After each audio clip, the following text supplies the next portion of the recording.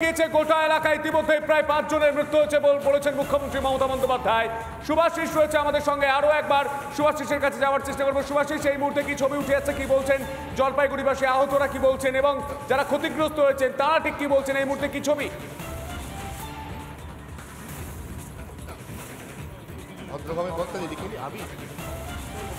যাওয়ার জন্য সাইফুদ্দিন মোল্লাকে নিয়ে আসা হলো বসিরহাট আদালতে।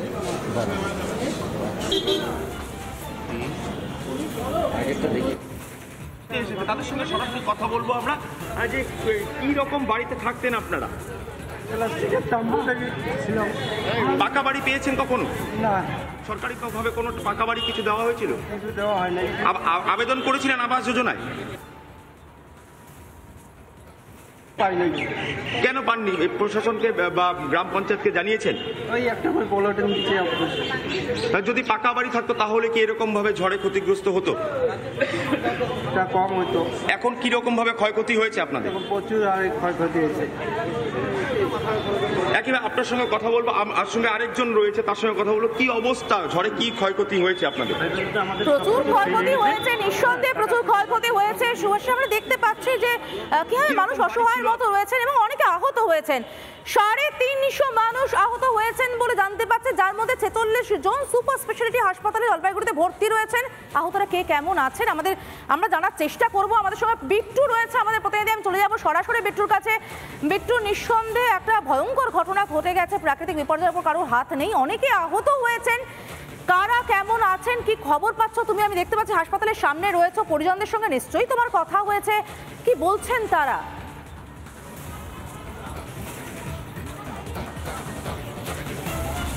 দেখো, সরাসরি যা ছবি উঠে আসছে পরিজনদের কাছ থেকে জেনে নেবো, কারণ এই মুহূর্তে তারা দিন কার্যত খাওয়া দাওয়া করেননি, তারা রাত জেগে এই মুহূর্তে তারা বসে রয়েছেন, তারা অপেক্ষা করছেন। তাদের পরিবারের সদস্যরা এই মুহূর্তে হাসপাতালে ভর্তি রয়েছেন, তারা চিকিৎসাধীন রয়েছেন। আপনাদের পরিবারে কতজন সদস্য এই মুহূর্তে চিকিৎসাধীন? সদস্য 4টা বাচ্চা আছে, 2 মা আছে, আর ও শ্বশুর তো মারা গেছে। এটা কালকে যখন ঘটনাটা ঘটলো, হ্যাঁ, তারপরে তো আপনারা এখানে আসেন, কি দেখলেন, কি ছবি ছিল এই চত্বরে?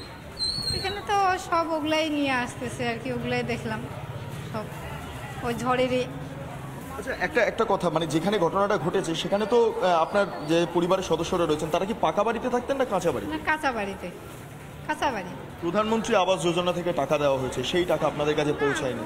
পৌঁছায়নি না। পাকা বাড়ি হলে এরকম ঘটনা ঘটতো আপনার মনে হয়? পাকা বাড়ি হলে হতো না এরকম ঘটনা।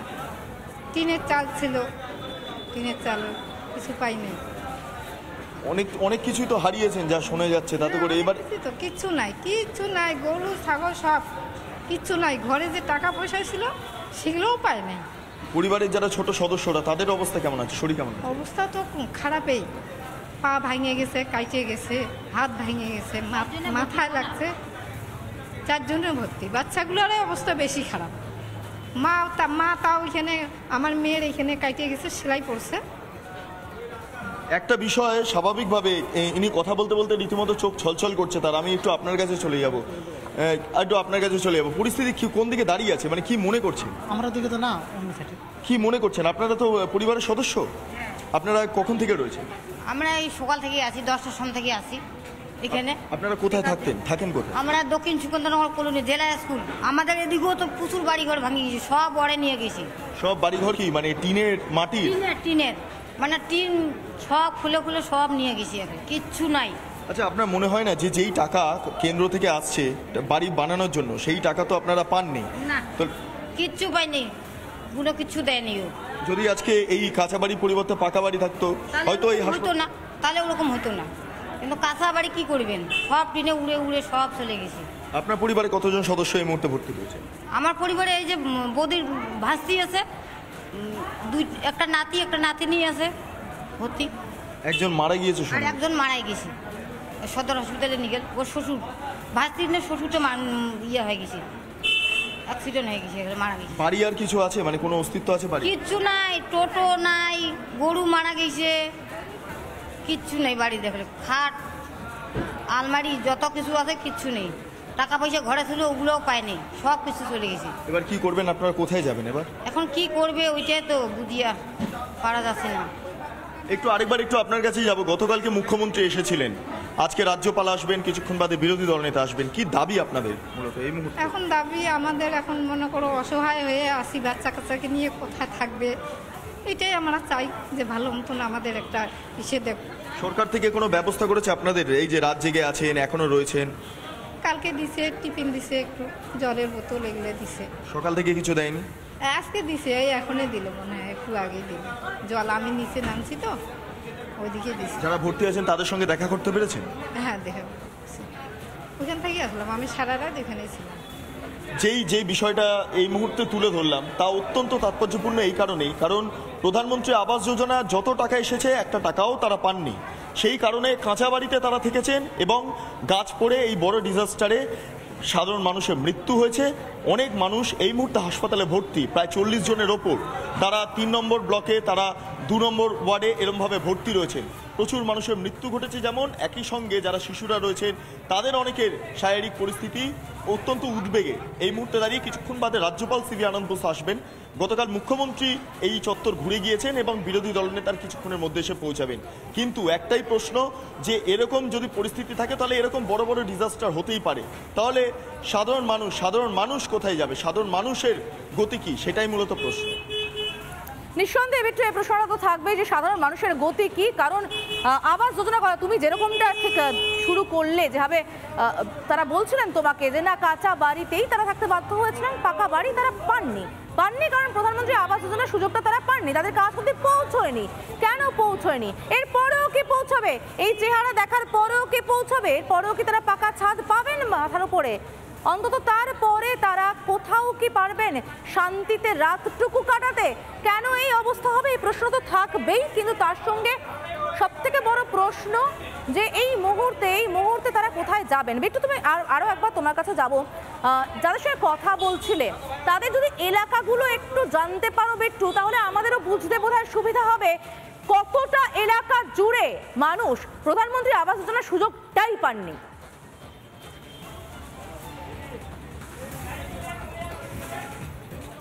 দেখো, মূলত এই চত্বরে যারা দাঁড়িয়ে ছিলেন তাদেরকে অন্যত্র সরিয়ে নিয়ে যাওয়া হলো। তারা কোন কোন এলাকায় থাকেন সেটা আমরা জানার চেষ্টা করব। তবে এই মুহূর্তে আমরা যেটা জানছিলাম যে রাজারহাট এলাকা এই চত্বরের, সেইখানে প্রচুর মানুষজন তারা থাকতেন, সেখানে দুর্ঘটনাগ্রস্ত হয়েছেন প্রচুর মানুষ এই ডিজাস্টারের কারণে। শুধু তাই নয়, যেইটা তারা কথা বলছিলেন যে প্রধানমন্ত্রী আবাস যোজনার টাকা তারা পাননি, এরকম প্রচুর অভিযোগ একাধিক জায়গা থেকে উঠে আসছিল। আমি যদি ছবিটা একবার দেখাই, আমি সামগ্রিকভাবে সবারই আমি প্রতিক্রিয়া নেব। তবে আপনারা কি কালকে ঝড়ে যারা আহত হয়েছেন তাদের পরিবারের সদস্য? আমি আরও বেশ কয়েকজনের কাছে যাব, আমি জানার চেষ্টা করব, কারণ এখানে প্রচুর মানুষ আছেন, তারা চিকিৎসা করাতে আসেন। আমি একবার তাদের কাছে যাওয়ার চেষ্টা করব। আপনারা কি ঝড়ে কালকে যারা আহত হয়েছিলেন তাদের পরিবারের সদস্য? আচ্ছা, আমি আরও চেষ্টা করছি যে কোথায় বিভিন্ন জায়গায় ছড়িয়ে ছিটিয়ে রয়েছেন মানুষ। আমি দেখতে পাচ্ছি এখানে প্রচুর মানুষজন আছেন, তাদের সঙ্গে একবার কথা বলে নেওয়ার চেষ্টা করবো এবং তারা কি পরিস্থিতিতে রয়েছে আরেকবার একটু আপনাদের কাছে আসছি। এই মুহূর্তে দাঁড়িয়ে আমি একটু জিজ্ঞেস করবো, আপনারা এলাকাটা আপনাদের কোথায়? আমার এলাকাটা তো বাখালি। আচ্ছা, প্রধানমন্ত্রী আবাস যোজনার টাকা আপনারা পেয়েছেন? না, আমার পাইনি তো।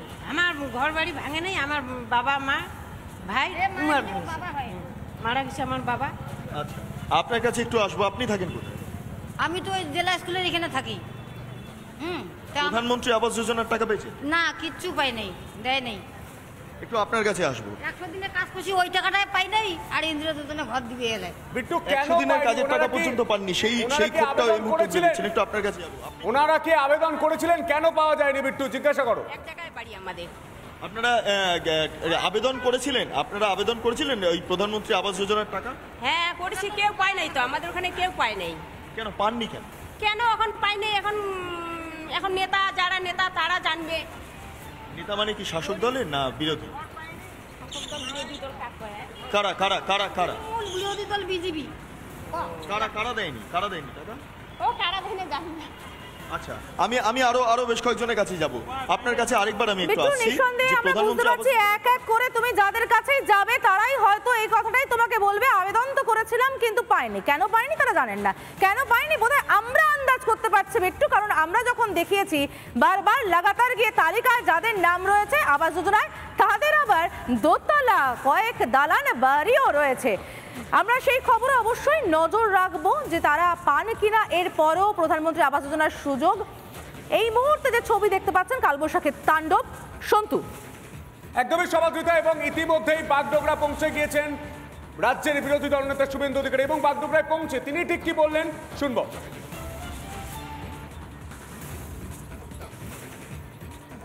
তো বিপর্যয়, সহানুভূতি আছে, ভয়ঙ্করভাবে ক্ষতিগ্রস্ত হয়েছে বেশ কয়েকটি গ্রাম, বিশেষ করে 3টি গ্রামে তো কোনো মানে টিনের বাড়ি বা কাঁচা বাড়ি অস্তিত্বই নেই ওখানে, এমনকি পাকা বাড়িও ক্ষতিগ্রস্ত হয়েছে এবং অনেকে হতাহত হয়েছে। যারা অ্যাডমিশন আছে আমি শুনেছি, আমাকে মাননীয় সাংসদ জয়ন্ত রায় জানিয়েছেন 7 জন তো সিরিয়াস আছে। এবং কাল থেকেই আমাদের সাংসদ জয়ন্ত রায়, বিধায়করা, আমাদের পার্টির স্বেচ্ছাসেবকরা, বিভিন্ন এনজিওরা তারা কাজ করছে এবং প্রধানমন্ত্রী নিজে তিনি উদ্বেগ প্রকাশ করেছেন। পিএমও থেকে নজরদারিও করা হয়েছে এবং মাননীয় সাংসদ জয়ন্ত রায়ের অনুরোধে এনডিআরএফের টিম সাথে সাথেই কাজ শুরু করেছে। অতএব সিম্প্যাথি, সহানুভূতি এবং যাতে এই ক্ষতিগ্রস্ত লোকগুলো তাড়াতাড়ি আবার তাদের বাসস্থান সারিয়ে স্বাভাবিক জীবনে ফিরে যেতে পারেন, সেজন্য সকলেই চেষ্টা করছেন। আমাদেরও সীমাবদ্ধতা আছে, কারণ এমসিসি চলছে।